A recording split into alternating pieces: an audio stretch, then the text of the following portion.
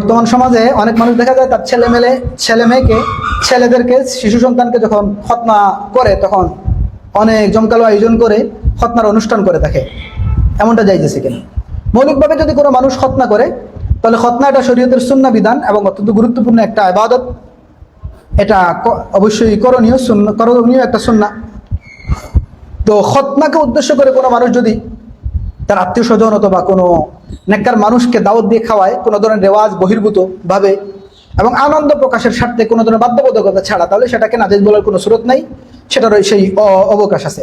তবে খতনার অনুষ্ঠানকে কেন্দ্র করে যদি সেখানে নারী পুরুষের ইখতিলাত হয়, পরস্পর নারী পুরুষের যদি সম্মিলন হয় এবং এখানে যদি পর্দার বিঘ্নতা ঘটে এবং বিভিন্ন ধরনের রেওয়াজ বাধ্যবাধকতা এবং এটাকে জরুরি মনে করা হয় এবং বিভিন্ন ধরনের কুসংস্কার পালন করা হয়, তাহলে সেটা এই ধরনের অনুষ্ঠান করা কোনো অবস্থাতে জায়েজ হবে না, বরং বেদাত হিসেবে গণ্য হবে। এরকম অনুষ্ঠান থেকে বিরত থাকা কাম্য।